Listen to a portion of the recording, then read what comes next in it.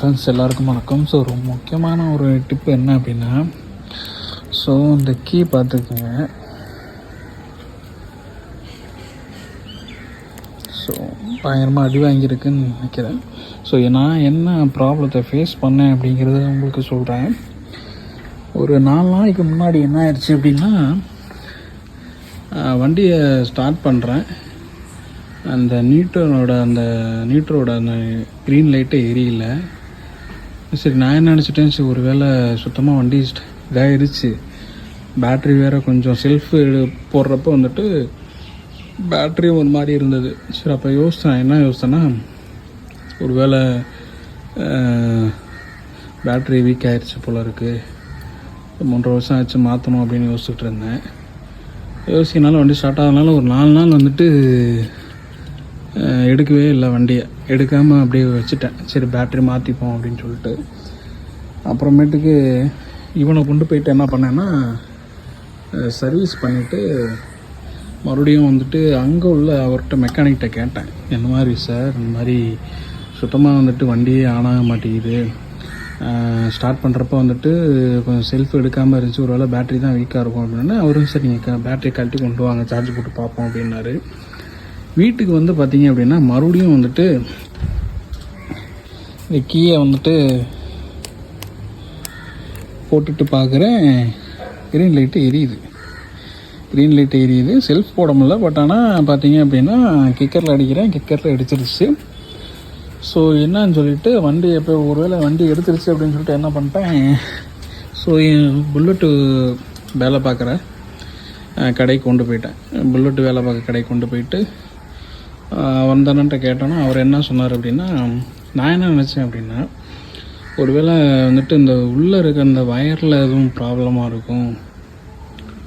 So அதனால் வந்து எதுவும் வயர் வந்து இதாக இருக்க லூஸாக இருக்கிறதுனால அந்த மாதிரி ப்ராப்ளம் வருது அப்படின்னு நினச்சேன். கடைசியில் அவர் என்ன சொன்னார்னா, அப்படிலாம் இல்லைங்க, இந்த இருக்குது பார்த்தீங்களா இந்த சாவி வந்து ரொம்ப அடி வாங்கிருச்சு, தேஞ்சிருச்சு. ஸோ அந்த பூட்டுமே என்னதான் இருக்குது. ஸோ அதனால் இந்த சாவியை வந்துட்டு நீங்கள் புது சாவி வச்சுருப்பீங்கள்ல, ஸோ அதை யூஸ் பண்ணீங்க அப்படின்னா அது சரியாயிரும் அப்படின்னாரு. ஸோ அப்போ தான் எனக்கு ஒரு ஐடியா கிடச்சி, ஒரு வேளை வந்து ஏன்னா இந்த க்ரிப்பெல்லாம் போயிடுச்சு இல்லை, நீங்கள் பார்த்தீங்கன்னா தெரியும், க்ரிப்பெல்லாம் போயிடுச்சு. ஸோ நல்ல வேலை இந்த சாவியோடது நமக்கு தெரியாமல் என்ன ஆயிடுச்சு அப்படின்னா, பேட்டரி ரேட்டு கேட்டேன். 2800 2500 டு 2800 வரைக்கும் வரும் அப்படின்னாங்க. நமக்கு வந்துட்டு 2500 வேலைக்குள்ளே சேர்த்து ஒரு 3500 நமக்கு வந்து நல்ல வேலைக்கு லாஸ் ஆக தெரிஞ்சிச்சு. ஸோ அதாவது வந்து இந்த இதுலேருந்து நான் ஒரு விஷயம் என்ன கற்றுக்கிட்டேன் அப்படின்னா, ஃபஸ்ட்டு நம்ம வந்து எப்படி சொல்கிறது, ஒரு விஷயத்த நம்ம வந்துட்டு கேட்டு தெரிஞ்சுக்கிறதுனால தப்பு கிடையாதுல்ல. அதனால் வந்துட்டு எந்த ஒரு விஷயமா இருந்தாலும் சரி, ஒரு சின்ன டவுட்டாக இருந்தாலும் சரி, அதை சம்மந்தப்பட்டவங்கள்ட்ட நம்ம கேட்டு அது என்னன்னு தெரிஞ்சுக்கிட்டு அதுக்கப்புறம் நம்ம எந்த ஒரு விஷயமானாலும் முடிவெடுக்கும்போது, ஸோ அதனால் நமக்கு வரக்கூடிய எதிர்பாராத இழப்புகளை நம்ம ஈஸியாக வந்துட்டு அதிலேருந்து தப்பிச்சுக்கலாம். ஸோ இதுதான் அந்த வீடியோவோட கான்செப்ட்டு. ஸோ அதனால் வந்து வாழ்க்கையில் எவ்வளவோ ப்ராப்ளம் வந்தாலும் சரி, வரப்போகிறதா இருந்தாலும் சரி, நம்ம எதிர்கொண்டு தான் ஆகணும்.